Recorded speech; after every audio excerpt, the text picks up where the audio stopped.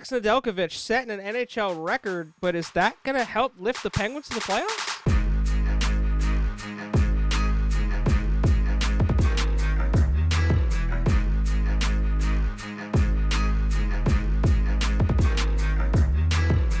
Hello, everyone. Welcome back to another episode of the Pucked Up Podcast. I am Chris, and joined with me, as always, are the two lovely ladies, Dee and Danger. That's us. It is you. She's like, it's us. We're lovely. Yeah. What an interesting week of hockey we actually have for you guys. We have some spicy takes. We have some not spicy takes. It's been a thing for us recently. It's been some spicy takes, as well as warming Danger's childlike heart at some point in the episode. Yeah. I'm Gotta excited. We're fun for the whole family. Is what we're Well, That's fun. I don't know if for I would everyone. put that. We talk a lot about. Yeah, we're probably not syphilis family and- friendly. We're not family Okay. friendly. we're family friendly if you don't give a shit about what your kids are watching. Yeah, we're family family friendly Or if they're you're the young enough to Kelseys where it won't. or yeah. Yeah. Yeah, exactly. As much as I would love to find out that the Kelseys listen to our podcast, you Yeah. have Could you what, imagine? 4 under 4 or almost 4 under 4? Yeah. That would be epic. Travis Kelce, Jason Kelce. Right? Kylie, Queen Come hang Kylie. up. I don't hit us up.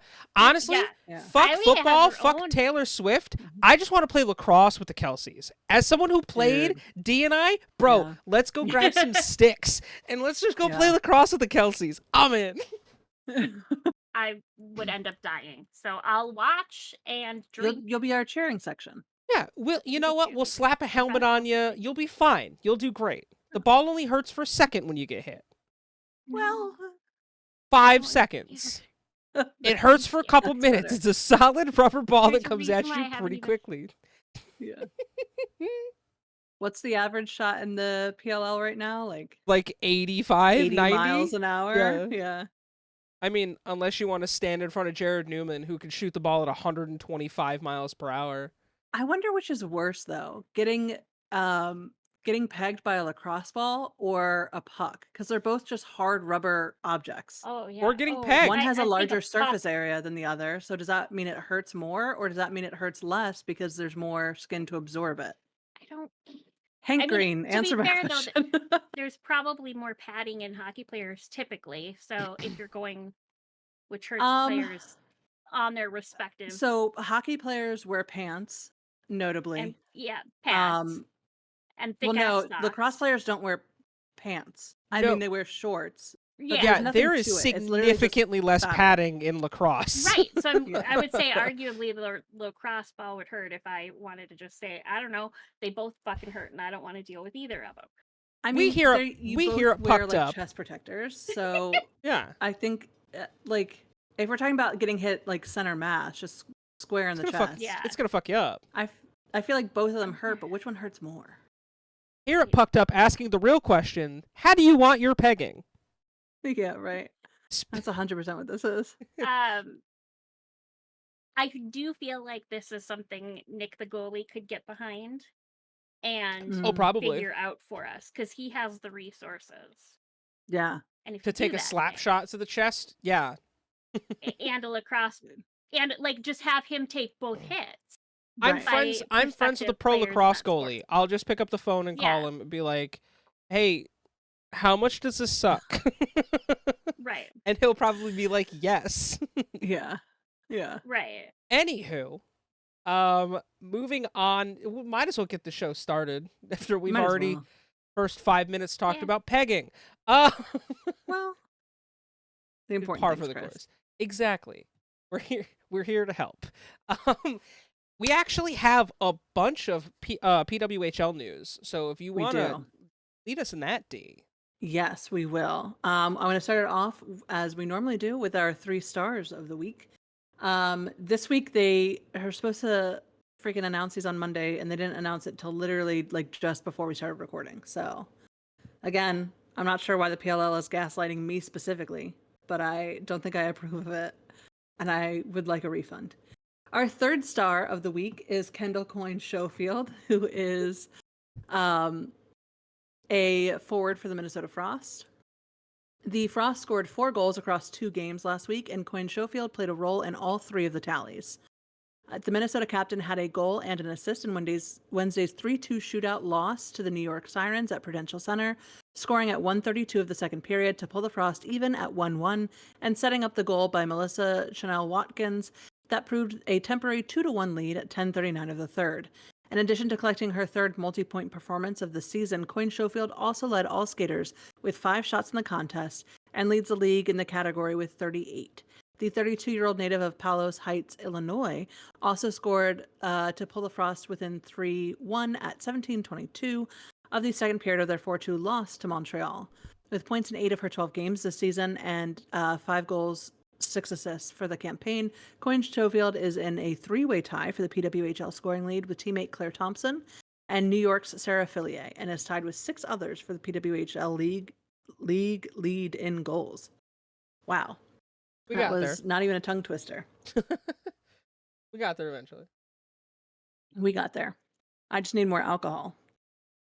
All right, second star, Abby Boreen, a forward for the Montreal Victoire. Boreen scored twice the first multiple goal game of her PWHL career in Friday's victory over the Minnesota and added an assist against Ottawa.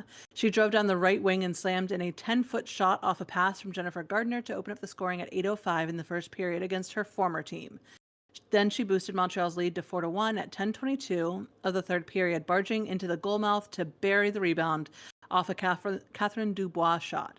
Sunday against Ottawa, she had the secondary assist on the game winner by Tabin with 5 goals, 3 assists for the season. Boreen is tied for the PWHL lead in goals and joins Ambrose in the scoring lead for first place Victoire, who used their 2 victories to create a 3-point lead over the Frost. Boreen, a 24-year-old native from Somerset, Wisconsin, has also passed the totals of goals and points she compiled in 9 regular season games last year with Minnesota. So it is a broad range of ages. So anyone born between 2017 to 2007.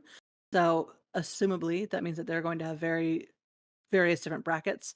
It is open division, elite division, team entry. There's a ton of different information on their website. It's a 4-game guarantee, 3 15-minute periods. They will have online scoring available for us fans, which is pretty cool.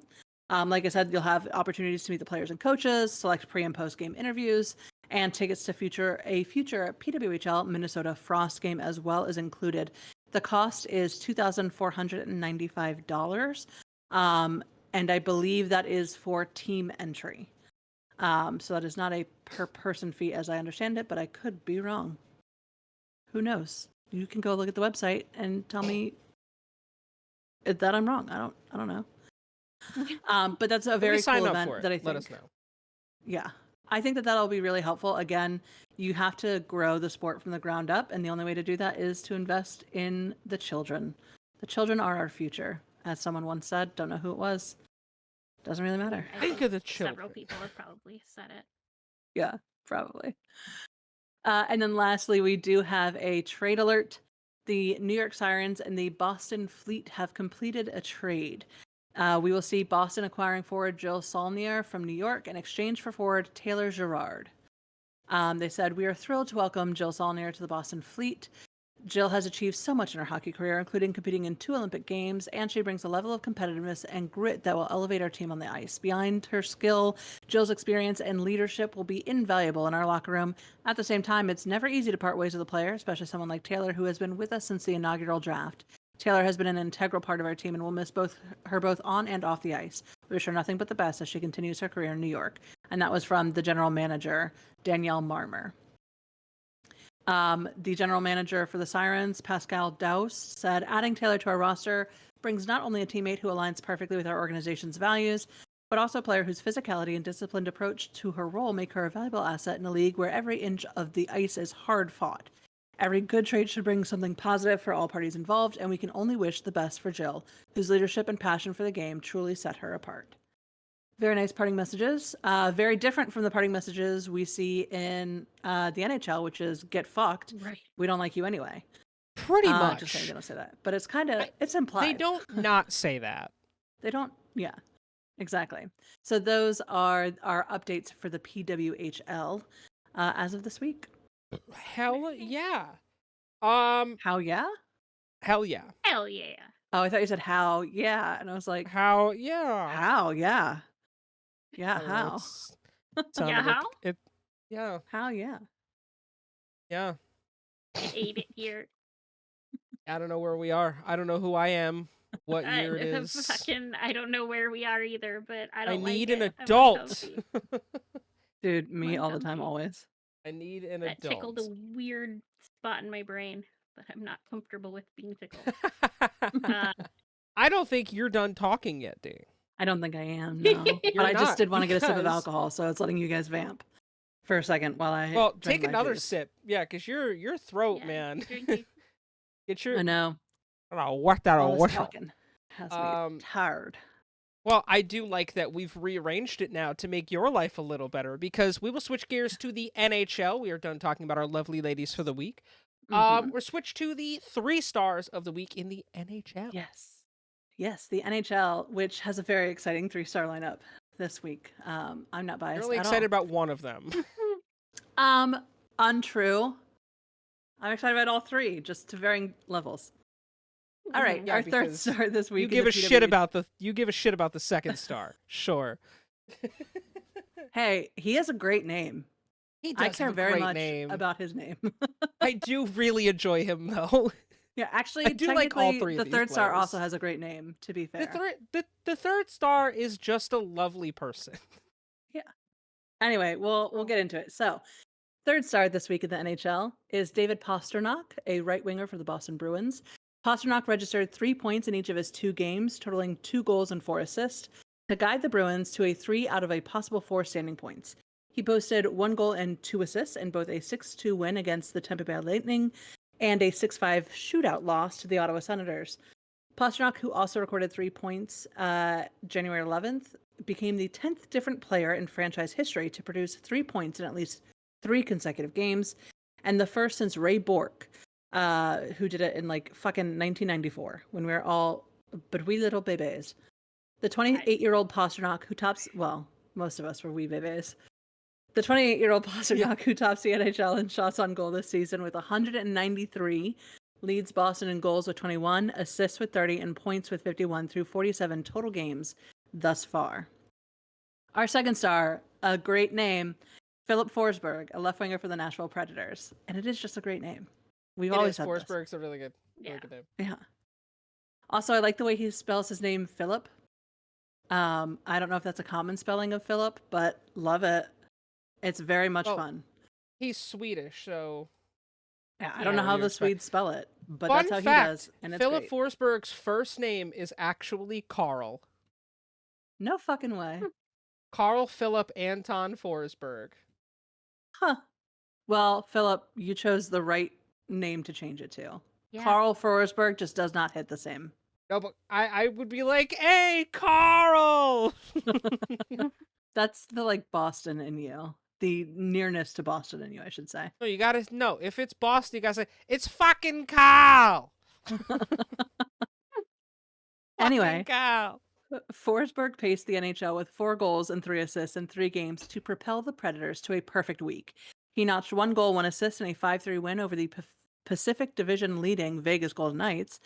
He then scored the tying goal with 3 minutes and 3 seconds remaining in regulation in an eventual 3-2 shootout triumph against the Chicago Blackhawks. What, like that's hard.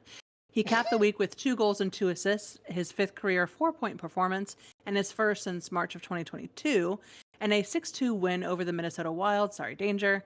The 30-year-old Forsberg leads Nashville with 15 goals, 27 assists through 45 total appearances this season, highlighted by 6 goals, 6 assists during a 7-game point streak dating back to January 3rd, and a goal in 5 straight games dating back to January 7th. I do really greatly appreciate the fact that you didn't mention that performance came March 21st, 2022 against the Anaheim Ducks. So thank you for not acknowledging that we got our shit rocked that game. You're welcome. Every once in a while I'm nice. Just not always, just sometimes. I forever in the hockey? basement. No. On the show? Sure. Yeah, that's Yeah, true. right. Fantasy hockey, ruthless. Real stuff, Well, not this so week I just rolled ruthless. over and took it, so it's You fine. guys will find out in a little bit. It was bad. Yeah, just how much I took it. Speaking of pegging. Anyway, our first star is Logan Thompson, a goalie for the Washington Capitals. I tried to just keep going like it and just fucking say that, but I can't. I said that. That's the clip I'm using for Oh god. the show. Ugh, fuck. Our Okay. first star this week is Logan Thompson, goalie for the Washington Capitals. Thompson made 61 saves on 62 shots. Yeah. A fucking stat. Absurd. Yeah. Going 3-0-0 with a .33 goals against average, a .984 save percentage, and 2 shutouts to lift the Capitals back into first place in the overall league standings. I will say, not only I don't think that they put it in here in this press briefing, but he had I think it was 9 periods of 0 goals over the course of 2.5 games before he eventually let one in, which is insane. That's an insane amount of hockey. He's just a beast. Is he your number one, or is Lindgren the We number go one? back and forth between him and Charles Lindgren. So you guys do split. You don't have a true number We do one. split. I mean, it works. No. Look at the Bruins. They had Hallmark and Swayman for forever. Mm-hmm. When it's working, it's working. So. It works. Yeah. Thompson was flawless in his first 2 appearances, denying 19 shots in a 3-0 win over the Anaheim Ducks. Sorry, Chris. Before making 24 saves in a one. No, not. It was great. It was a good game. He made 24 saves in a 1-0 overtime victory against the Ottawa Senators. She's honest. Yeah. It was good for you. Hey, one of these 2 you got off. Right. One of us. It has to be good for one of us. You know what I mean? That's fair. Right. Yeah. No, can't be mad. In his win over the Ottawa Senators, this is the first consecutive shutout of his NHL career. He then posted 18 stops, extending his shutout streak to 198 minutes and 22 seconds. That's fucking before nuts. allowing a third period goal. And a 4-1 win over the Pittsburgh Penguins. The only 2 goaltenders in franchise history that have recorded longer shutout sequences are Pat Riggin, who did this in 1984, mind you. He had a record of 203 minutes and 52 seconds. And Jim Carrey, which would be, I know who he is, but I always just imagine it as Jim Carrey from The Mask, because that's the funniest possible, Jim Carrey to put in a goal. Anyway, Jim Carrey in 1996 set a record of 200 minutes and 4 seconds. The 27-year-old Thompson, who was acquired by Washington during the offseason, is 21 wins, 2 losses, and 3 overtime losses. Throughout 26 total games this season, just 2 goaltenders in league history have earned more victories through their first 26 appearances of any campaign. Tiny Thompson did this in 1929 to 1930 with 22 wins, 4 losses, and Linus Ullmark did it in 2022-2023 with 22 wins, 1 loss, 1 overtime loss. Both actually with the Boston Bruins. Thompson also ranks among this season's league leaders, minimum 15 games played, and goals against average. He's second with 2.09, save percentage third with .925, and wins tied for third with 21. I mean, incredible. There's a reason you guys are the best team in the NHL, and we will be talking about the standings in a little bit. Yes. Let's switch to something that is kind of a big deal. Connor McDavid has been suspended for 3 games for a cross-check on Vancouver Canucks Connor Garland, and I'm pretty sure Danger has more on that. Yeah, he basically said it. I mean, I'm sure the majority of our audience out there has seen the video at this point. I hope so. I watched it today, and I mean, I'm happy with the call, personally. I think he should have been suspended. Any other player in the league would have gotten suspended. He is technically a repeat offender with hits to the head, although the last one was 5 or 6 years ago. But also, do I think that Garland kind of had something coming, not a shot to the head, but something coming for it, holding him? Yes. Yeah. I think, but punch him in the face, like somebody on Twitter said. Yeah, Right. I think like we said on the show cross- before too. Drop Yeah, gloves. just get up. You and got to punch him. settle Yeah. it, settle it. But don't cross-check Yeah. someone with your stick to the face. That's Right. where you draw the line. You have to have a line. Yeah. Any other player potentially would have had a worse call or a worse punishment. I think. Yeah. For the blatant, this was no accident. Right. McDavid meant to do it. Does everybody have their bad days? Yes. Like, I don't think that you should lose any respect for McDavid as a human for this. I kind of feel like Connor was probably mouthing off to him at the same time. Yeah. But again, that doesn't mean it's worth a cheap shot to the face. Yeah. Because that could have so much more ramification to it. Well, for that speaking of ramifications, do we want to mention some of the comments that were made by Edmonton Oilers players on the suspension? Yeah. Because I was holy shocked. shit. Yeah. Legitimately. Both Corey Perry and Leon Draisaitl came out and made comments, neither of which were fucking good. What was it that Corey Perry said, "Why aren't we protecting the superstars? Every other league does it. Patrick Mahomes, LeBron James, go on down the list." Like, also, I'm sorry, but as someone who has been watching a lot of NFL lately because the Commanders are finally fucking doing something with their lives, we don't want the quote unquote superstars to just get away with calls from the ref because they're a name and they get paid a lot. Like, nobody in that league wants that to happen there either. Like, No. if it is happening, that's something that people are actively like pointing out and calling against. So that's just a L take in my opinion. Also, LeBron James has in fact been both fined and suspended in his career. Yeah. Right. Patrick Mahomes has been fined, I believe, but he's never been suspended. I feel like everybody in the NFL has been fined at this point. But like also comparing fart Patrick and he gets Mahomes to like Connor McDavid, comparing football to hockey is like comparing apples to oranges. They're both fruit, but they're very different. Like, and if Patrick Mahomes fucking cross-check somebody in the face, I'm pretty sure he would also get suspended for it. I would absolutely hope like so. 3-game suspension for you. Yeah. And then Draisaitl said, "I think 3 games is a little too much for either side. I guess we don't overly care about having our best players in the league in the game." You know what? No, we don't. You're right, Leon. We don't overly care. Because if we did, then our best players in the game wouldn't be making stupid fucking mistakes like cross-checking someone to the head. And then they'd be in the fucking game. Mm-hmm. Like, it's really hard to blame the league for that when Connor did it. Like, he's the only one, point blank period, who can accept blame or fault for any of this. And what have we been asking for? Consistency. Right. Consistency. There's this one tweet that I wanted to just share from Cullen the Comic. Mm-hmm. Shout him out.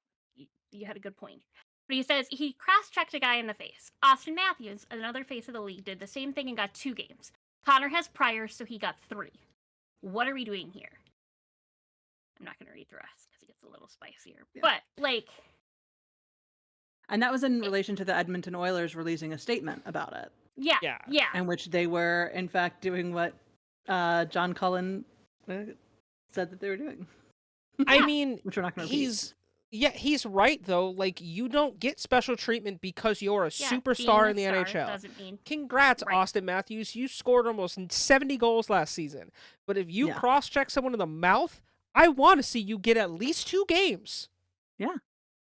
And why isn't it that we're then holding... And again, this is an issue across all professional sports, the argument. Right. But why aren't we holding people that,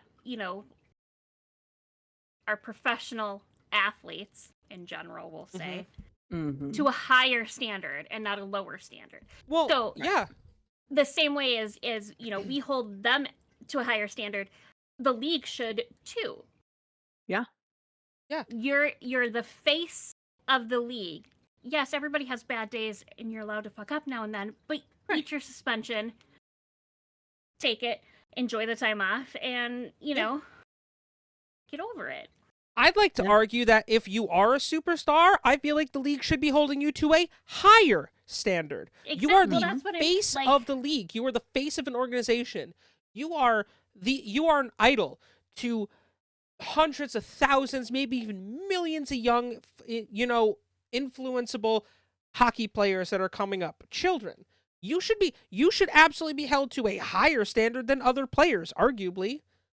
But that brings up a point that I've seen in the comment section, people talking about, the fan aspect of it. You have all these young kids who are coming to these games and are so excited because they can finally see their hero. They can see Connor McDavid on ice, and then he's suspended for 3 games. And it's like, no, this is actually a really great opportunity for you as a parent to be like, hey, little Timmy, I know you are really looking forward to seeing Connor play tonight, but unfortunately, he did something that was against the rules, Right. and so he has to face the consequences for that. Yeah. So we won't get to Just see like Connor play, but you get to see the rest of the team have to step up because their captain did something that put him in timeout for 3 whole games. And look at how they come together and still work as a team to secure the win. It's a teachable moment. Right. And why the fuck aren't we absolutely taking is. advantage of that? Because that's Like, I don't not how it understand. works with namesakes. Yeah. Which is just ridiculous. Like, It is. I think Ovechkin's been suspended like 3 times in his career for doing dumb shit, and I've never been like, "Oh my god, this is ridiculous." Crosby, How so I believe bad? Crosby's Like, been okay. suspended once. Like, Yeah. again, do you know what the difference was? Those are players that took accountability, said, Yeah. I did it, I'm sorry, it won't happen again. And what happened? Now, I will say, I haven't seen McDavid make any sort of commentary on this yet. This is just his teammates and his fucking organization that have made comments. That's like, this is a little silly, don't you think? 3 games, a Right. little much. It's like, dude, no. We have always talked about, every player has talked about how dangerous hits to the head are. When it happens to one of their guys, when their guy is the one getting hit in the head, they're like, we need to eliminate this for the league. Like, it's so bad. That kind of behavior doesn't belong on the ice. Like, on and on and on. And then when it's your superstar, suddenly you're like, I don't know. This seems silly. Like, that's ridiculous. Be consistent. If you're going to be mad when other teams do it to you, then you have to be mad when your own player does it to somebody else. Yeah. And I am going to toot my own little horn about this, because that is one thing that with all of the Tom Wilson stuff, people have, when he got like an 18-game suspension, they were like, okay, maybe that's a little bit much. But they didn't fight to get it completely removed. They just fought to get it down to a more reasonable level. But at every single turn, the organization has always said, Tom did that and he needs to take accountability, and we're working with him to make sure that he doesn't do this again. He did take accountability. And he has he done put a that. statement He has out. changed his game. Now, I'm not saying I'm requiring Connor McDavid to put out a statement or anything like that, because we all know the type of guy that Connor McDavid is. He is not someone that needs to be like, oh, I did this and that. He's a great player. He's a great asset to a team. He lost his fucking head. He did. It happens. Yeah. You take the penalty, you move on. It's okay. And that's not to say that isn't the only thing that came out of this game, because in this same situation, Tyler Myers also ended up with a 3-game suspension. And there was a whole litany of penalties that were put into place. Literally everybody on the ice got a penalty. But again, because of this situation. We've been screaming for years that we just want Dops to be consistent. And I'm happy with this. I'm satisfied with this because this is consistent.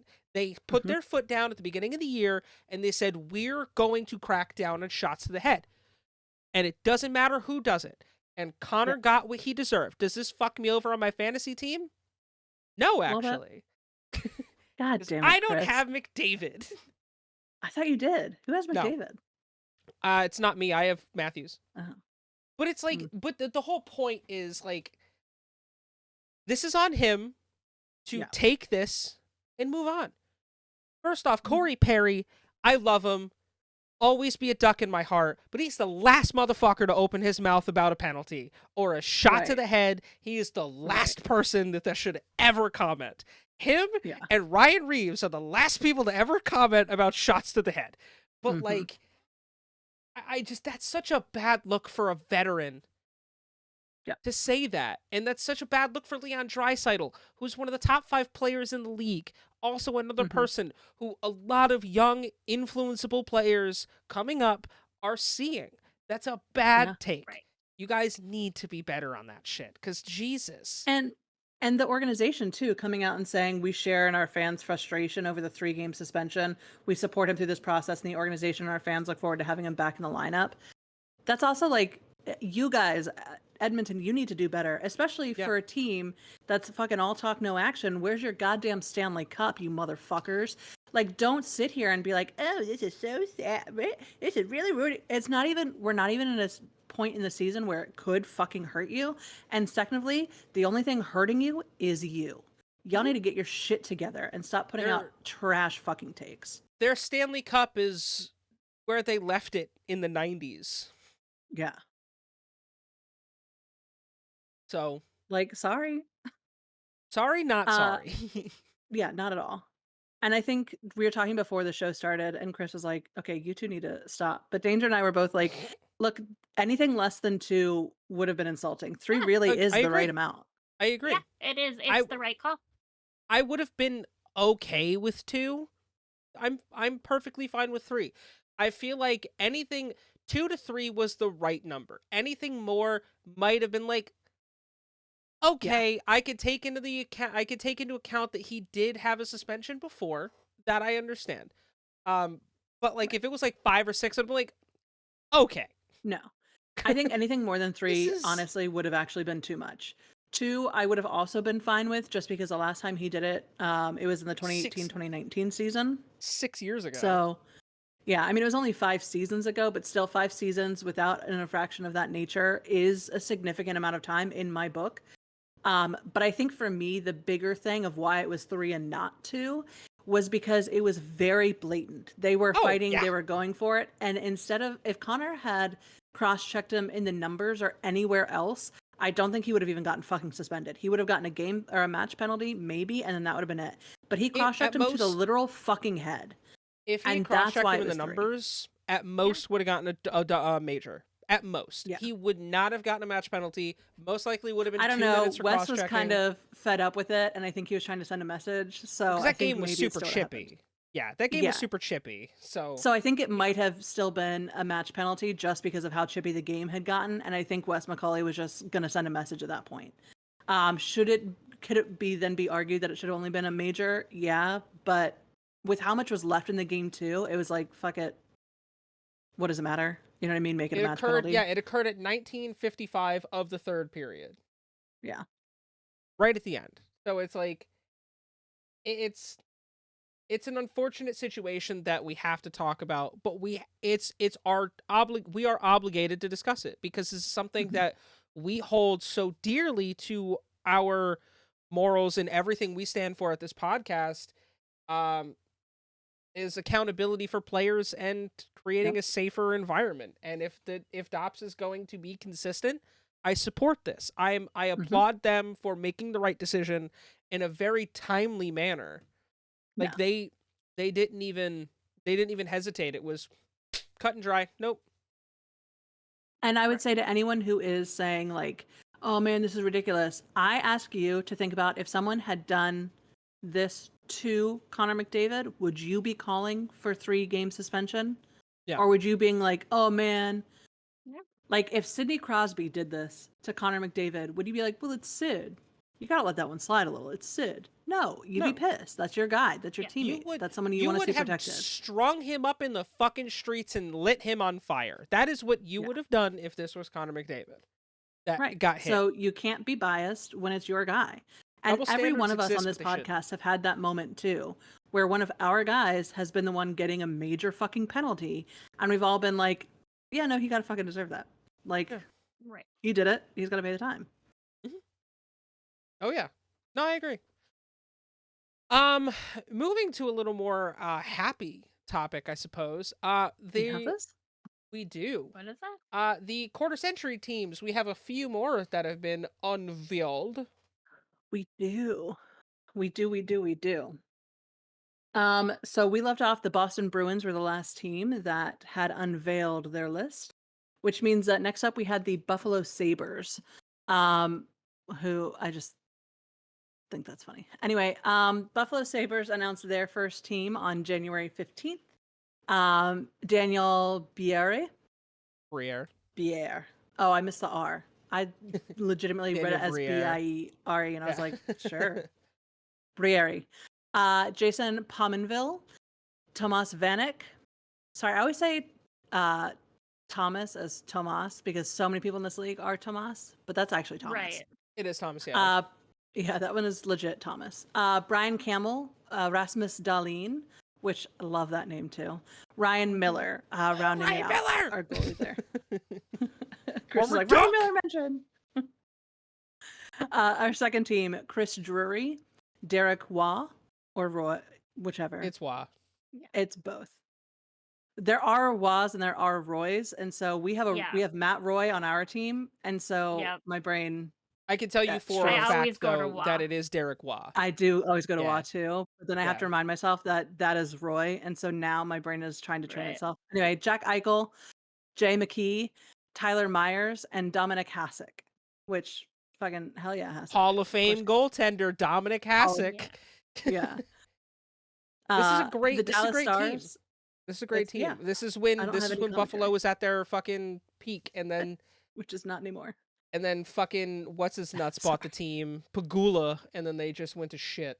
Anywho, I'll get off my Pagula soapbox. I know. The way you say Pagula every time just is so fucking Pagula. northern. It's so fucking northern. I don't like him. Every time. I love it. The Dallas Stars unveiled their list on January 16th. Again, a lot of these, you're like, fucking no shit. And it's also interesting to see how many of them are active players. We have Jamie Benn, Jer Lehtinen, whatever, Mike Modano, Miro Heiskanen, Sergei Zubov, and Marty Turco. What a great For the second team, we have there. Brendan Morrow, Joe Pavelski, Tyler Seguin, John Klingberg, Essa Lindell, and Ed Belfour. Well, the next team is the Carolina Hurricanes, filled with none other than not that Sebastian Aho, but this Sebastian Aho. That one, yep. The good one. The Sebastian Aho. The good one. Rod Brindamore, Eric Stahl, who we just talked about last week. If you haven't checked out that podcast episode, it's still fucking on the internet. Fucking do it. Yeah. Do it. Jacob Slavin, Glenn Wesley, and Cam Ward. Their second team is Ron Francis, Jordan Stahl, which I think that's shitty that you split the brothers. It's like, Eric, you were definitely better than Jordan. Sorry. I don't know. Yeah, if I were Eric, I'd be holding that over Jordan's head for the rest of my fucking life. Statistically, Eric did have a better career. But like, put him on the same team. Maybe. I don't know. I'm sure their mom is like, you should put him on the same team. Was it Jordan? I think it was. Oh, it was Eric. Never mind. Also on the second team is Justin Williams and Justin Falk, Brett Hedecan, sorry, and Arturs Irabe. Arturs. Shout out to Rod. Shout out to Rod Brindamore being on that team to win a Stanley Cup as a player and still the fucking coach. Yeah. Hey, I mean, I love the loyalty, honestly, from Carolina for him as being a coach. I love to see it. He's done a great job. He's done a great job. Yeah. He's done what he can. Next up, my team. We finally announced our first and second teams on January 18th. Our first team, starting with Nicholas Backstrom, then TJ Oshie, Alex Ovechkin, John Carlson, Mike Green, and of course, our first goalie is Braden Holtby. Gotta love Holtbeast. He's a great dude. Our second team, we start with Peter Bondra, Yevgeny Kuznetsov, Tom Wilson, Sergei Gonchar, Dmitry Orlov, and Olaf Kolzig to round out that, which Kolzig also fucking... in the history of goalies for us. Does he like warm hugs? I've never asked him. We should ask him. I'll be sure someone does. Olaf, if you're listening, do you like warm hugs? Yeah. Next up, we had the Montreal Canadiens on January 19th announce their first team with Tomasz Plekanec. Plekanec is probably Plekanec. Whatever. No, you were right. Plekanec. Oh, I put it on the right syllable? Nice. You did. You had the right Alex syllable. Kovalev. Love when you do that. Saku Koivu, Andrei Markov, Shea Weber, and Carey Price. Our second team is Brendan Gallagher, Nick Suzuki, Max Pacioretty, Sheldon Souray, Piqué Subban, and Jose Theodore. I don't know why I said it with a J. I know how to say the name Jose. Jose. Shout Theodore. Shout out Saku Jesse. Koivu, Jesse. former Duck. Shout out Max Pacioretty, Connecticut native. And shout Yeah. out to the fucking boy, PK The Subban. Yeah. Right. The Love goat it. in my PK. eyes. The goat Yeah. of fucking drip. Dude, he does have No one fucking styles swag. better than him. That man is Yeah. dripping swag. Yeah. I love it. Next, we had the Colorado Avalanche announce their team on January 20th, starting with Peter Forsberg, Nathan McKinnon, Joe Sakic. Sorry. That name just makes me laugh every time. What, Forsberg? I'm so Oh. sorry. No, Sakic. Sakic? Joe Sakic? Anyway, She's got the I'm a giggles. fucking child. I just got the giggles. Adam Foote, Cale Makar, Patrick Waugh.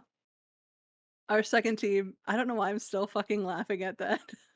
Because you're a child. Our second team is Milan Hajduk, it. Gabriel Landeskog, or Landeskog, as Danger likes to say, Mikko Rantanen, Rob Blake, Eric Johnson, and Semyon Varlamov to round things out. Lastly, today, as of time of recording, we had the Vancouver Canucks on the 21st announce their team. They started with Marcus Naslund, Daniel Sedin, Henrik Sedin. See, and they got it right. They put the Sedin brothers next to each other on the same fucking... Yeah. That's how it should Well, be. that's because they both equally put up the Shut same up, amount of Chris. statistical points. Bro, this is based on statistics, not names. It's based on feelings. You It's get based it? on Her feelings. and it sister should was always a be- witch. This is absolutely her sister was a witch.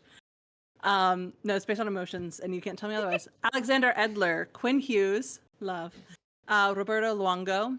Our second team: Ryan Kessler, JT Miller, Duck. Elias Pettersson, Kevin Bieska, Former Duck. Matthias Oland, and Thatcher Demko. I'm just gonna point out every former Duck that is on the list. Shout out Kevin Bieksa, who we traded to the fucking Canucks for Ryan Yeah. Kessler. Right. Yeah, So that I mean, is our Probably a current. better move. the Sedin twins, who both, honestly, if you look at their numbers, it's kind of wild how almost identical their fucking numbers are. Yeah. Yeah. Those are two greats that absolutely Yeah. deserve to have first team honors. Yeah, I there believe would have been it- a lot of yeah. upset people if they Mhm. weren't. And it wouldn't have On just been first Canucks team. fans. It would have been NHL would have fans. been, Like, how yeah. you gonna fuck the Sedin Like- twins over like that? Right. Right. Because even if you didn't like them when they were playing, like you have to respect. Oh, Who they yeah. are, And you know? again, Right. two And what they class did. guys who never started shit with anyone unless they had to. They're giant from Right. Sweden. Very true. Yeah, no, I'm excited to see towards the end of that list. We don't I'm have too many excited more for the teams. fan vote. That's going to be the most fun, is the fan vote, where we get to say, I think it's the 25 players of the past 25 years across all teams. Yeah. I believe is what the next phase of this quarter century team rollout is. And if of course, when Crosby and that goes live, Ovechkin we'll- aren't at the top, then what the Dude, fuck are we then doing? what are we doing? They're two of the best players to play in the last 25 years. Like, They're the only reason why the NHL, not the only reason, they're a major reason why the NHL is making as much money as they are. they now, saved the league. because they were like seconds away from shutting down the fucking league. Yeah, it was bad. Yeah. Oh yeah. After that, was after bad. that lockout, we're done. But Yeah. Let's not talk about it. in all eat the it again. best, I think the best player It rivalry in the was last, mom and dad getting 40 divorced years. times 3. Right. Okay. So Yeah. My I'm parents are still married. I don't know why. They acted like we weren't. and again, And the best part so- is that now they're friends and they text each other from time to time. Well, and what's cool, Just and saying. we've talked about this before, and it's like, for like you and I, at least household wise, you're in the DC area. I grew up in a house of Penguins fans. My mom and my dad are both Penguins fans. So like that rivalry meant a lot just because of the impact that it had, like, Yeah. for both of For you our like personally. lives. yeah. But I think for everyone in the league to look back, it's like, God, they gave us Oh, so yeah, many fuck the great Penguins. fucking memories. So many great Fuck the memories. Penguins, though. Fuck the They Penguins. really did. And I think I'm still we'll not see gonna them for say it. sure. You'll never get me I to But I say have think it. respect there's- for the Penguins. Fuck the Penguins. I think there's going to be Okay. controversy over when the NHL announces it as to order of operations. People are going to try to read too much into whether or not Sydney's name is up top or Ovechkin's name is up top. I'm going to personally attempt to refrain from that because I think in these situations, it doesn't really actually matter. It's not done by ranking of like 87% of fans voted for this person versus, whatever percent for the other person. They're just putting it out. And it's whoever was in charge of putting it out that made that decision. So I feel like 9 times out of 10, if anything, it's probably a little bit of personal preference on that one. Well, so just a reminder as we look forward to that. I did see somewhere an argument that someone was trying to say who was better, Crosby or Ovechkin, and it's like Ovechkin has more goals than Crosby. It's like, yeah, but I'm pretty sure Crosby has more points overall than he has more assists, Ovechkin. so he has more points. Yeah, I was like, if you want to play the nitpicky game, Crosby has 3 Stanley Cups. Crosby's played more games. No, he hasn't. Ovechkin's played because more Crosby missed a year and a half because of that. All those concussions. Because I was thinking that he hadn't been hurt that long, that much, but there was that huge chunk of time at once. Which was the Winter Classic against the Capitals. Yeah. Tom Wilson. I forgot about that. And I think it's one of those things too, though, where when you get into the conversation, there's so many facets and nuances to it because Ovechkin has more block shots and more hits than Crosby does, if I remember correctly. And when you talk about but Crosby has 3 championships. Well, Crosby didn't get those by being the only man on the ice. No, and he also had the benefit of great coaching too. Not to say that the Caps didn't, but we did have Peter Laviolette for like 3 seasons. So yeah, and I mean Dan Bilesma and Mike Sullivan, like they have absolutely had great coaching. That team has overall been better, and it's not to take away from the success of either. But the question I ask myself more so than who's better is, God, what would a team look like with those 2 on it? Dude, I would love to just one time see them on a team together. There's no world where, and I think we see that, except for like an all-stars team, possibly, would be the only world wherein we get that, which I think that the league should try to do something like that before both of those men retire. For the love of God, please do. Perfect first line. Crosby at center. Move Gino over to left wing. Put Ovi at right wing. Tell me that first line is not unstoppable. Murder. Even in 2025. That line is unstoppable. Yeah. I don't care if they're all in their late 30s or mid 30s. That is still a damaging fucking first line. Right. Yeah. So I think the conversation about like who's better, it really just depends on where you're coming at it from. Who's the best goal scorer between the 2 of them? Ovechkin. Oh, easily. Who's the better like point getter to get the team to the finish line? Better playmaker is Crosby's a better playmaker, and Ovi's without question a better shooter. Ovi's also always been more physical than Crosby, but Crosby's he's never also had a bigger to. fucking dude. He's a bigger guy.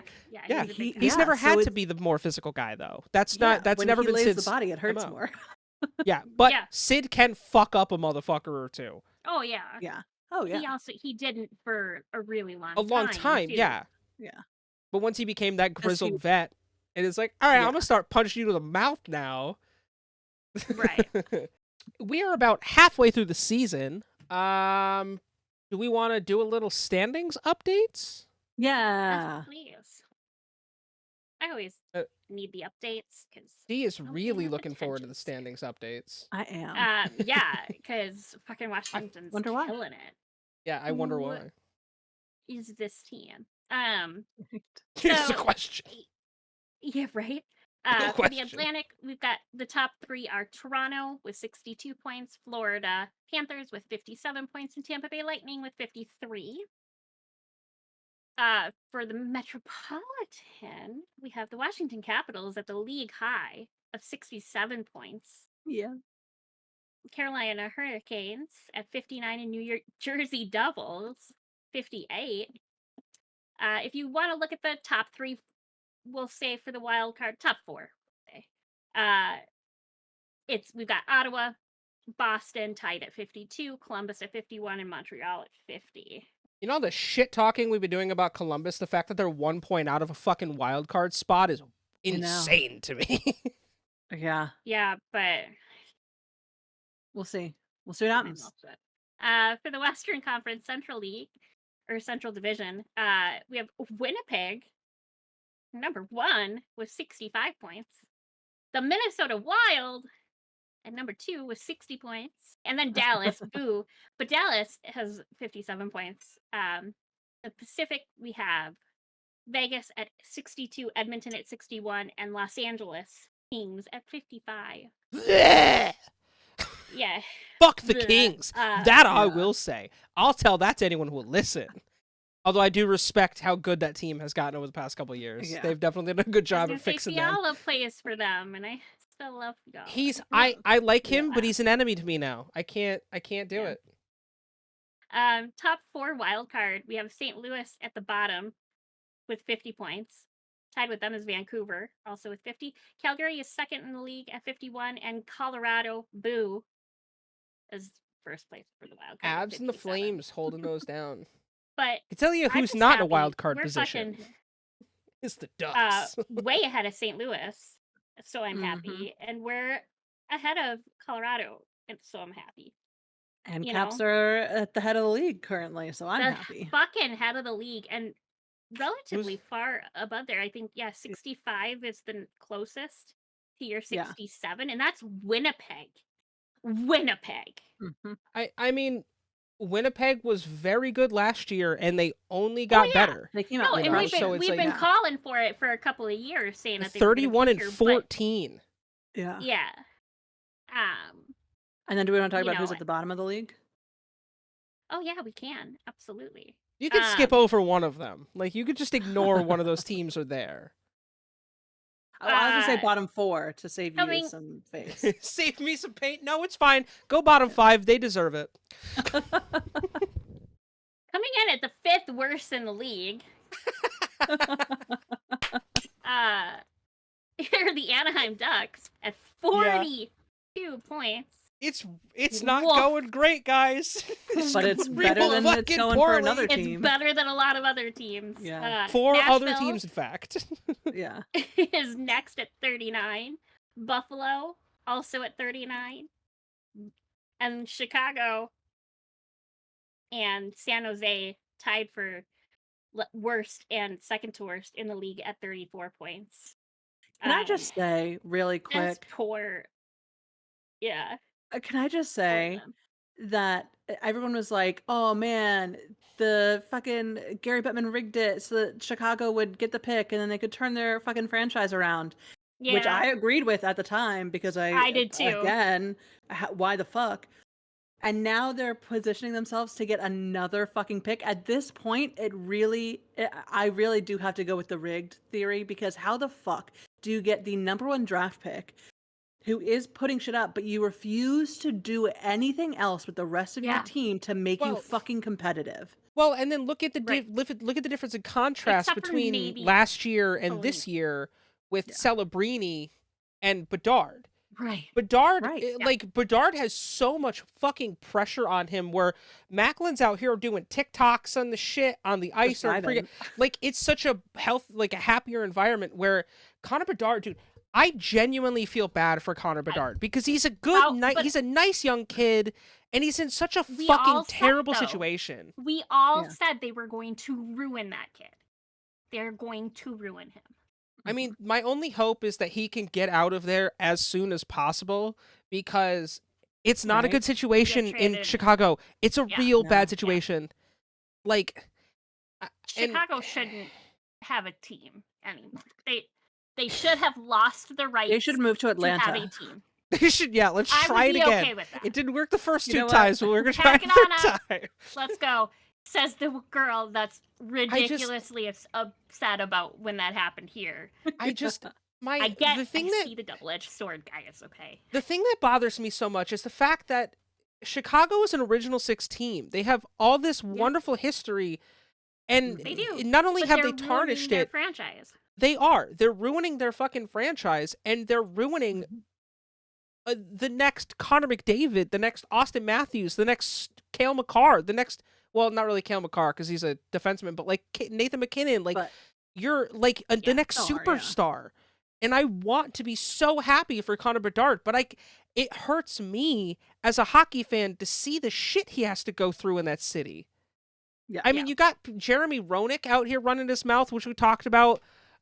Yeah. And like, the kid's got so much, like, so many other things on his plate. He had so much He's trying to potential, fix but a we all saw city. it coming. And Plus, Yeah, he was kind yeah. of like a little homeschooled, so he's still learning what certain things are and Right. mean, and like how to cook for himself and shit. And meanwhile, he is having to be like the only person, not the only person. I'm not trying to discount that other people on the team are doing their job. they It's that aren't. That is the management problem. isn't. The Well, other no, players on no. the team aren't doing their job either. So I don't know Right. if I fully believe that entirely, because I do think that the other players on the team are probably in the same space that Connor's in, where they are incredibly demotivated Oh, because yeah. they have bad leadership. And so you can't expect someone to perform at 100% when you're only giving them the resources to operate at 32. So they're doing what they can. I don't expect that without a leadership change, and I do mean fucking head of office. Leadership Everything. change. They need an ownership change, everything. Yes. Clean slate. They need to do what the Washington Commanders are doing, and they needed to fucking flip all of that shit. But I don't think it's fair necessarily in this situation when we look at Chicago specifically. I think it's different when we're looking at a team like the Canucks as to who the blame can be on here. But when we're looking at the Chicago Blackhawks, I do think that these players are only being given the resources to play at 40 to 70% on any given day. What's And insane you to cannot me, win games with 40 to 70% worth of try. Alex Nedeljkovic has been in the news for something really cool. Alex Nedeljkovic, for those that don't know, is the goaltender for the Pittsburgh Penguins. He has become the only goaltender in NHL history to have a goal and an assist in the same game. Also, he is the only goaltender in history to have scored a goal in the NHL, the AHL, and the ECHL. He is the 16th goaltender in the history of the NHL to score a goal. Like, that's really crazy to think about. Yeah. Legit. Like, goalies do have assists. That does happen. A lot more frequently than you'd think. To whereas goals don't. There have been 3 goalie goals this year, which is the most, I think, in a season. We love a goalie goal. Oh, absolutely. Yeah. It's pretty cool. One of them was even Minnesota. Yeah. He is the 9th goalie to do so in the last 20 seasons. There have been 9 goalie goals in the last 20 seasons. Wow. But I think that's pretty cool. He is the first goalie, obviously, to record a goal and assist in a game, and that day he marked the first 2-point game by a goalie since Pyotr Kochetkov, who had a 2-point game in December. Kochetkov is the goaltender for the Carolina Hurricanes. Yeah. I think this breeds a good question of the week. Prior to Nedeljkovic having his record-setting night, the Penguins put Tristan Jarry on waivers. He ended up clearing waivers and is now at Scranton Wilkes-Barre. Do you think this is enough to spark the team to make a nice turnaround and possibly see the playoffs? The Penguins right now are still kind of struggling. They are not completely out of a wild card spot. But they're there. They've got 48 points, 20, 21, and 8. They are 3-4-3 in their last 10.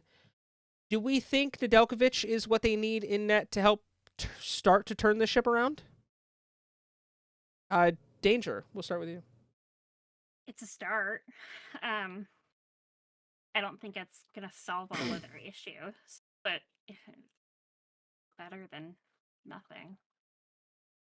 I mean, Jarry had like a 3.5 goals against average, so it's like, Yeah, I mean, I see why they let him go. Like, it still caught me off guard. But I definitely see why it happened. But I think they need to do more than just that to be able to become viable again. At least in the time frame most people are going to want them to be. Right. But I'm okay with everybody hating them right now. I think that this was a really good spark to their ignition for sure. I mean, they're on a bit of 8-point streak here. Well, a little bit before the Jari trade or the Jari waiver situation, but definitely after that as well. And Nedeljkovic being fucking phenomenal in goal the other night certainly helps. But they haven't made a decision goaltending wise, because I'll tell you, they lost to us the other night like 4-1. I think I said it was. And they didn't put Nedeljkovic in goal. I mean, part of that is because he had just played. He had just had that incredible night. So I guess that they were wanting to let him rest. But they might want to reconsider that notion if their second goaltender isn't good or isn't as good and isn't performing the way that they need him to perform. I think, Danger, you were spot on that it's not enough. Like, it's one of those things where maybe it gets the engine to turn over, but you still don't have gas in the tank. So, whoopee-doo, you're not going very far kind of a situation. I do think that they need a coaching change. I know that they've previously said, hell no, Mike is here to stay. I think that we see them walk that back, and I think we do see Sully go, especially if they don't make a playoff performance this year. I don't know if it is just the coaching that is making the team fall apart so totally and completely. I think that there has to be something else happening there. It doesn't seem to be necessarily that there's locker room issues, despite what that fucking tool reported last week about fights between. Oh no, sorry, that was Boston with Marchand. Same team colors. Same team colors every time. I don't think that it's locker room issues. I think that Sidney Crosby, to give him credit, which I so frequently do, I think that he does actually stand up as a veteran, and he does try and promote a healthy locker room environment. He does strike me as a leader for sure. So I don't think that it's a locker room problem, but there's just something where they're not gelling, they're not getting it. And whether that is a coaching system issue, whether that is you just are missing some key components, and so guys just can't get it in the back of the net because they don't have the skill to, I don't know. But I don't think Nedeljkovic is going to be what gets them there, unfortunately. I think they need a little bit more. Well, and it doesn't, they are hemorrhaging goals. They have a goals against, or they're... Jari, before Jari got sent down, which I have not seen how his numbers are in the minors. He did clear waivers with the Penguins. He's still with the organization. He's just in the AHL now. In 22 games, he has a goals against average of 3.31. Alex Nedeljkovic in 21 games has a goals against average of 3.21.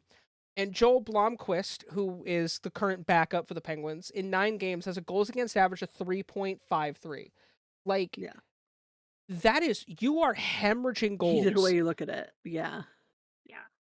Not only that, you have a solid defensive core. Marcus Pettersson, Chris Letang, Erik Karlsson, Matt Grzelcyk, Owen Pickering, Pierre-Olivier Joseph. Like, they have a solid defensive core. It's just they're not good on defense. No. Like, you shouldn't have a goal differential of a -32.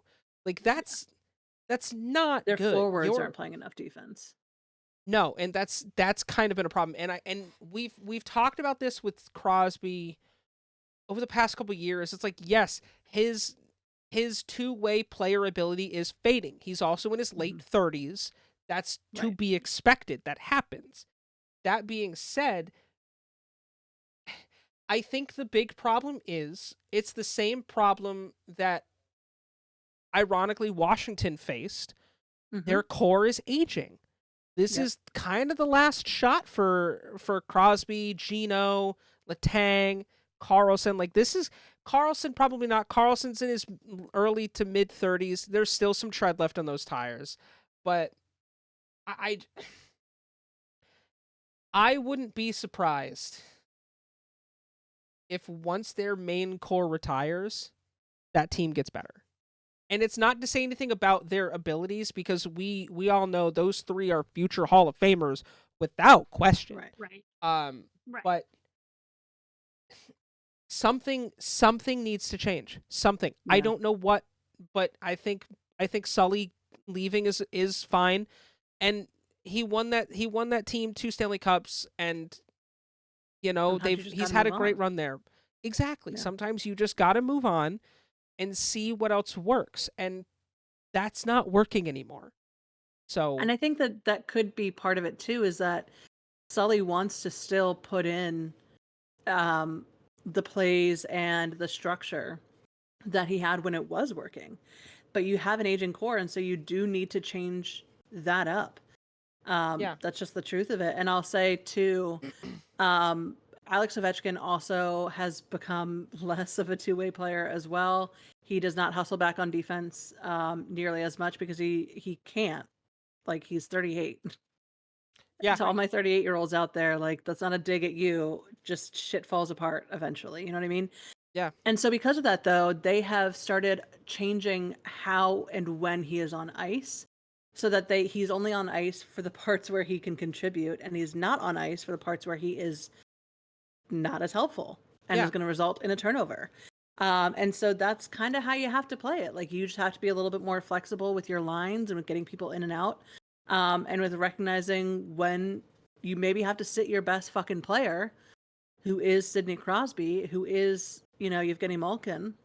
You just have to sit him for a little bit and let some of the younger guys get a few swings and get the momentum started at the very least. Because a lot of sports are all about that mind game, right? When you're down 4-1, it's really fucking hard to rally back. So if you can be the team fucking burying someone's nose in it early on, then it doesn't matter as much if the older guys aren't producing the same way they used to. Right. Yeah, and I mean, Crosby by far is producing the best. Crosby has 51 points this season. Like, he's doing great. The problem is, it's like they have a lot of penalty minutes. They spend a lot of time in the box. That also does not help, because your PK unit can only do as good as the rest of your team. If they're on the ice a lot, that's your not PK beneficial. Unit is permanent defense. And if you have a defensive problem, then your PK unit is going to be trash. Your PK unit ain't going to do shit. So, yeah. I want to see the Penguins turn it around. I don't think it'll be this year, though. I don't think it will be this year. No. I think we see big changes in the offseason, though. Yeah.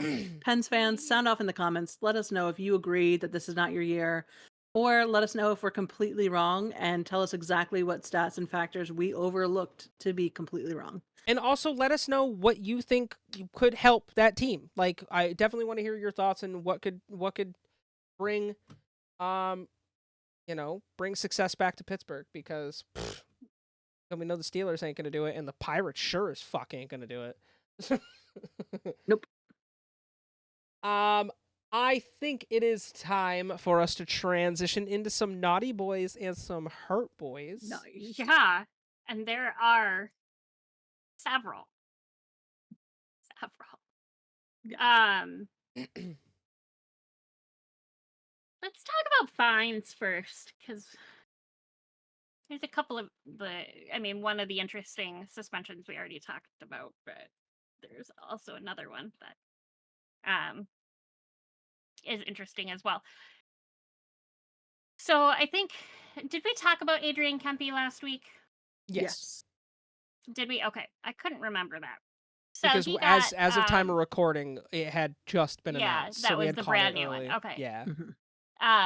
He got the max fine for sleuthing Connor McDavid. Oh, boo-hoo. We're all shocked. Sorry. Then following, on January, I don't know why I said it like that. January 14th, Jonathan Kadojevic from New Jersey Devils was fined for cross-checking Matthew Tkachuk. That was a tongue twister. Really, kind of a surprisingly low fine for what we've seen this season. Not saying he deserved more. I didn't see the video of that one, so I can't speak to that. But fined $1,996.53. I'm assuming that's because he's a new player. It's not a name I'm super familiar with. Oh no, he's 27, so he's been around a while. Okay. Anywho, kind of a small fine for what we've seen this season. I think it's the lowest so far. Anyway, also on January 14th, Jack McBain from Utah was fined for high-sticking Brendan Gallagher, and that was $4,166.66. Somebody likes sixes. Yeah. 666. Yeah, no kidding. Not super shocked. Again, not a player I'm super familiar with. But the interesting one here that ties into, well, maybe it doesn't. Ties into, yeah, one of them. Anyway, on the 16th, Scott Lawton from Philadelphia was fined the maximum of $5,000 for cross-checking Maxim Seiflock?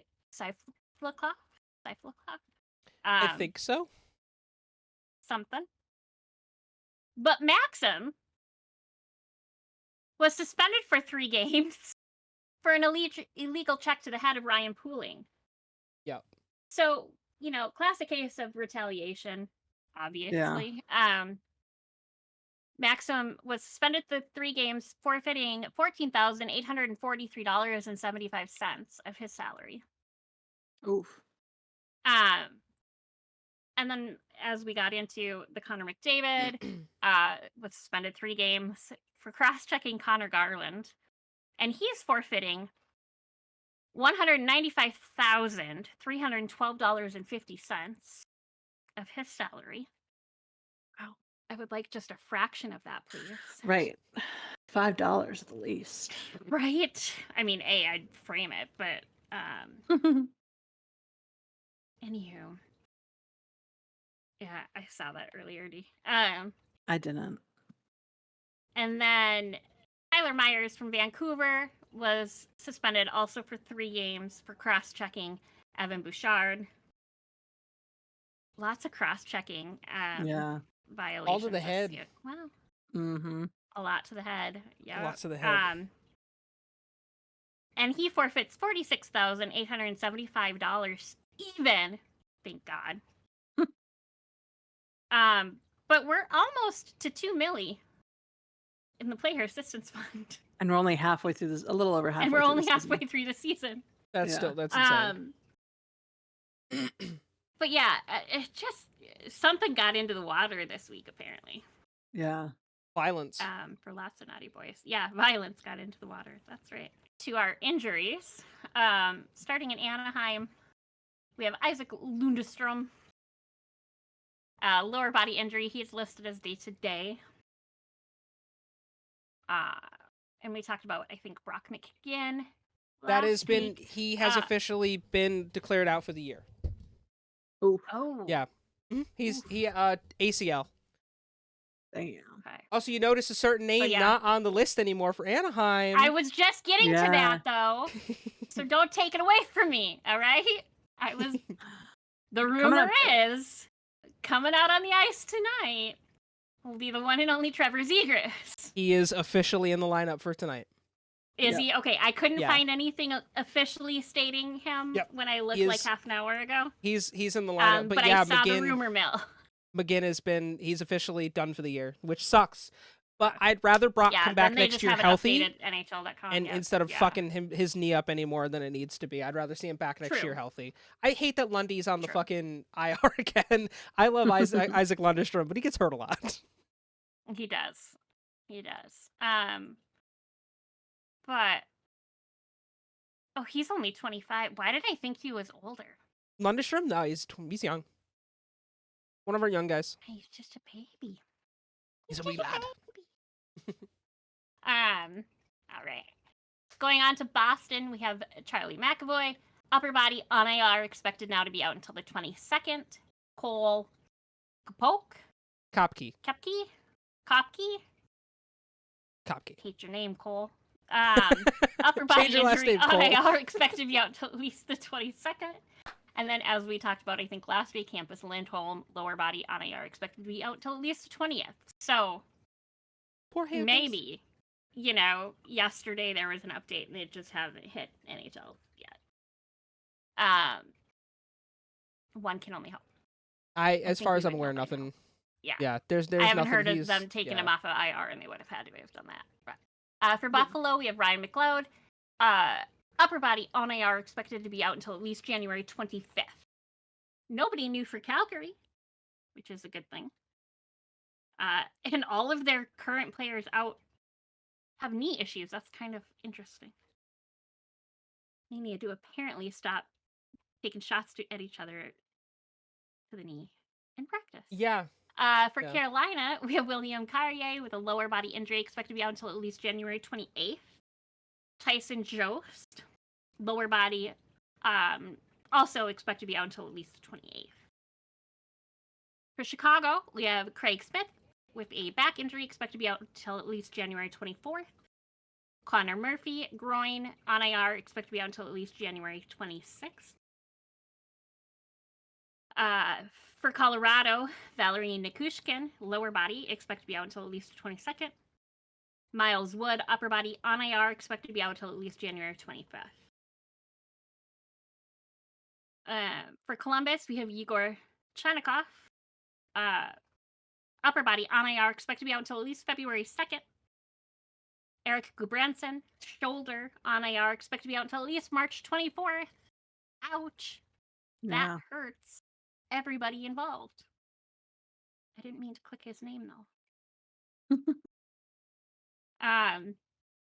And then we have Sean Monahan and Boone Jenner, which I think we talked about last week. For Dallas, nobody knew. We still just have Mason and Tyler on their list. For Detroit, Tyler Mott, upper body, expected to be out until at least January 23rd. And Jeff Petrie, undisclosed, on IR, expected to be out until at least January 23rd.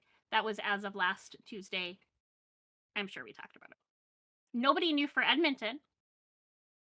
For Florida, Jonah Godoyevich, upper body, listed as day-to-day. And Eric Ekblad, undisclosed, riding that syphilis bus because somebody's gotta. Also listed as day-to-day. For LA, we have Alex Lafayette, upper body on AR, expected to be out until at least January 22nd. For our Minnesota, we are falling the fuck apart here, kind of. Jonas Brodin, he is on IR with a lower body injury, expected to be out until at least January 23rd. Kirill Kaprizov, I think I heard in the rumor mill that is Twitter, because I refuse to call it X, that he has been taken off of IR because he might be coming back this week. But as of NHL.com, it says lower body on IR, expected to be out until at least January 23rd. And I think I read that yesterday or the day before, so maybe it was just all bullshit. Marcus Johansson, with a concussion, expected to be out until at least January 23rd. And Jared Spurgeon, lower body on IR, expected to be out until at least January 23rd. These were all updated yesterday. I don't think we talked about Emil Heineman last week, but this was updated on Tuesday. Upper body, he is now expected to be out until at least February 4th. For Montreal. A bummer. I just don't remember. I know his name from last season, or the season before, and I don't remember saying it last week. But I may have. Who knows? For Nashville, we have Mark Jankowski, upper body listed as day-to-day. Jeremy Lozon, lower body on IR, expected to be out until at least January 25th. Nobody knew for New Jersey. For New York, one of the best names in the league. Actually, two of them. Hudson Fasching, upper body on IR, expected to be out until at least January 4th. And Semyon Varlamov, lower body on IR, expected to be out until at least January 20th. Two of the great names. Those are great names. Semyon just recently named to the 25 or whatever quarter century team. Yeah. He's earned it. He's a piece. Yeah. For Ottawa, we have Linus Ullmark, back injury on IR, expected to be out until at least January 23rd. Noah Gregor, lower body, expected to be out until at least January 25th. They almost got me there. I wanted to say on IR, but he's not. David Perron, back injury on IR, expected to be out until at least January 25th. Cole Rindehart, upper body listed as day-to-day. Travis Hamonic, lower body on IR, expected to be out until at least January 25th. For Philly, we have Ryan Pooling, upper body, expected to be out until at least January 21st. And again, because of that, I think it was a cross-check. Or to wherever. I don't know. Yeah. Anyway, next is Nikki Deloye, upper body on IR. Now expect to be out until at least January 27th. So hopefully we're getting closer to seeing him back on the ice.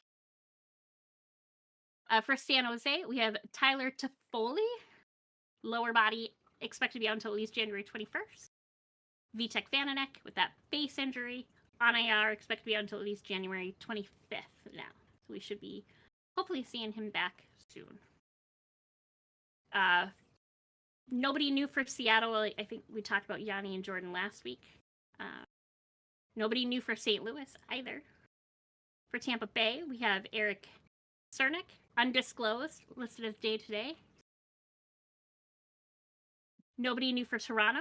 That's a lie. John Tavares, undisclosed on IR, expected to be out until at least January 25th. That was as of Wednesday last week.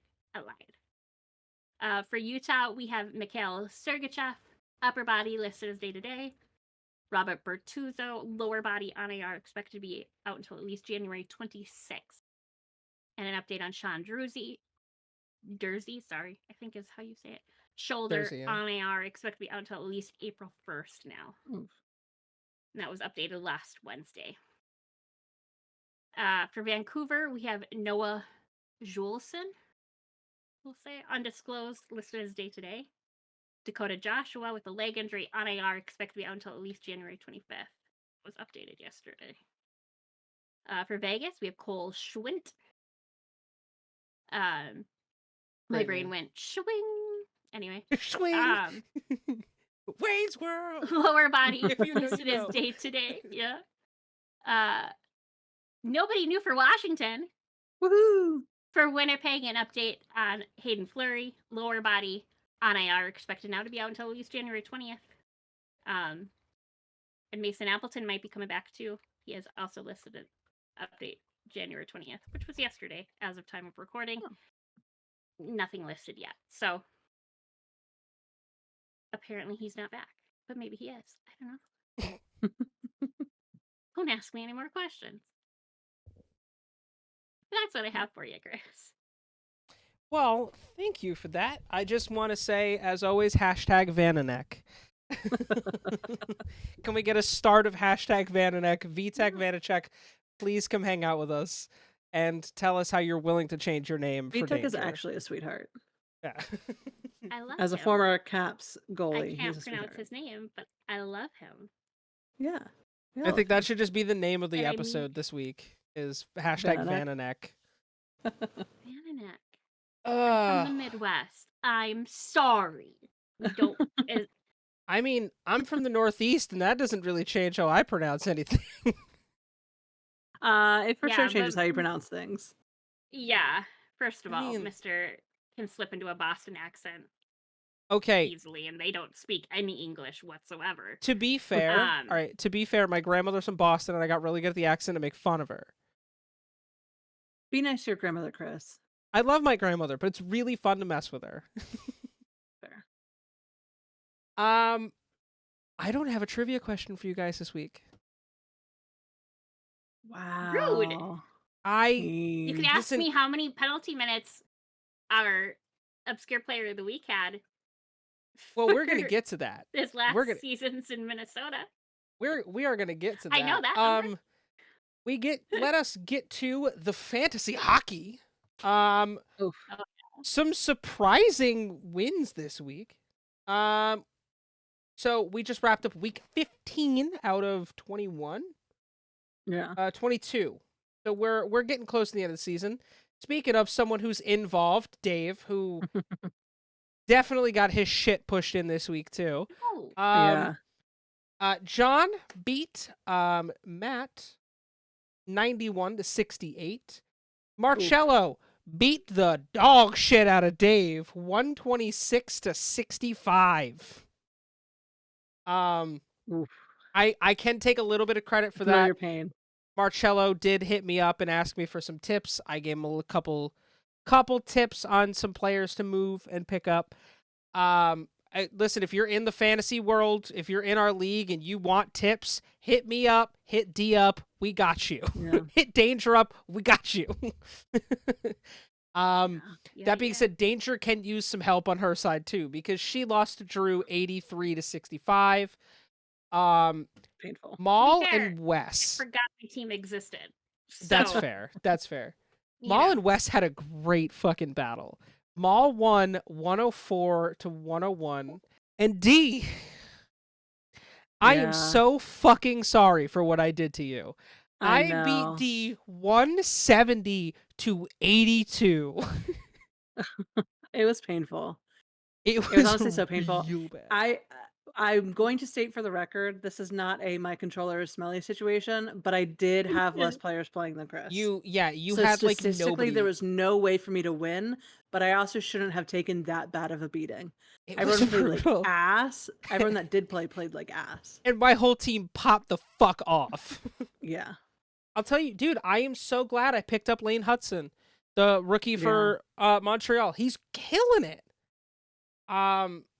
I have now pulled a very, very sizable gap in the points. Like 200 points. It's over 200 points. Your projected playoffs, I believe, are still the same. It's looking more and more like it's going to be myself, D, Drew, and Wes. It looks pretty locked in at this point.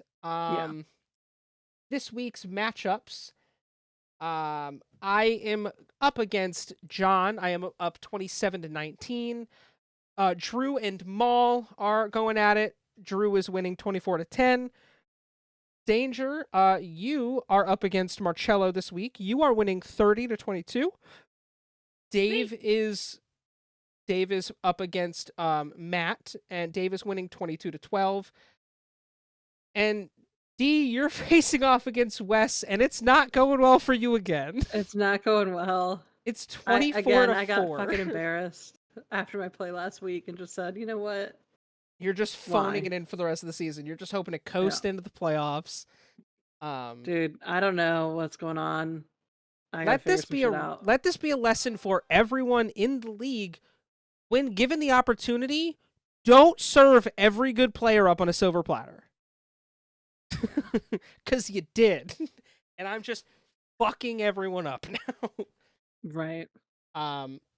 Honestly, I do hope that everyone has enjoyed the fantasy league this year. I've had a blast.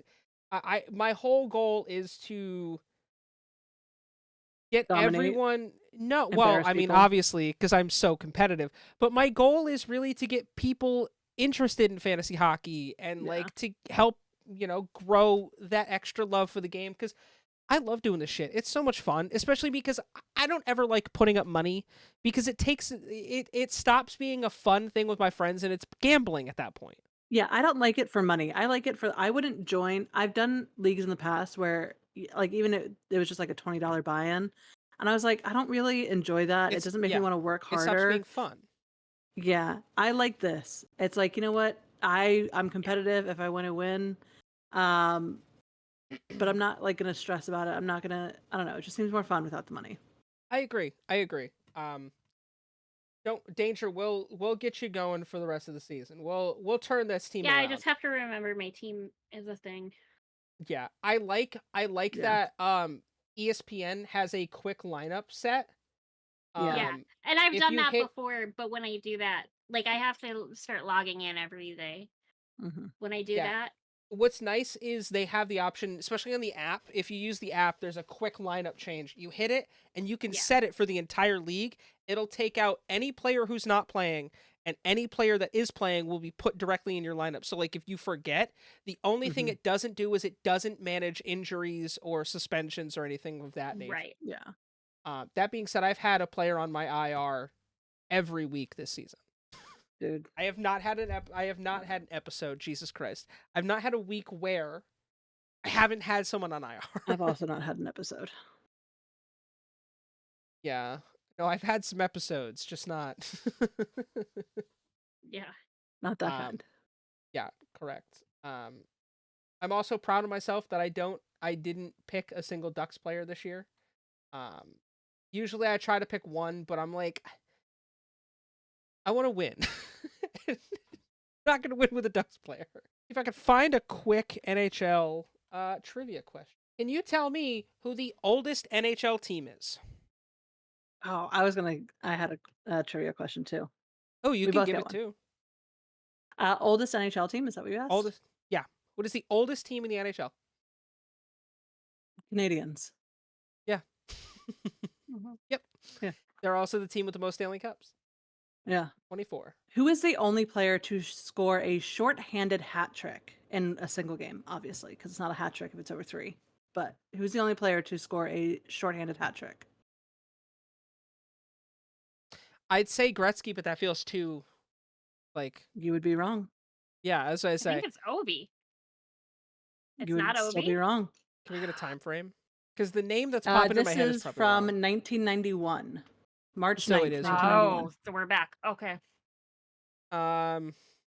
Again, Lemieux would be another like immediate. Oh, that's probably a gimme. I don't think it was Mario. I had to look Is it it- up because it was bugging me, and I would have never gotten it. Yeah, it's Is tough. it Pavel Bure? Nope. Okay. Who is it? Theo Fleury on March Oh, I was 9th gonna say- scored a shorthanded hat trick, 2 of which came 8 seconds apart on the same penalty kill. Wow. Theo Fleury for the Calgary Flames. Which is I would never have gotten that. interesting. That's a good one. Nope, Yeah, I like- would never have like- gotten that either.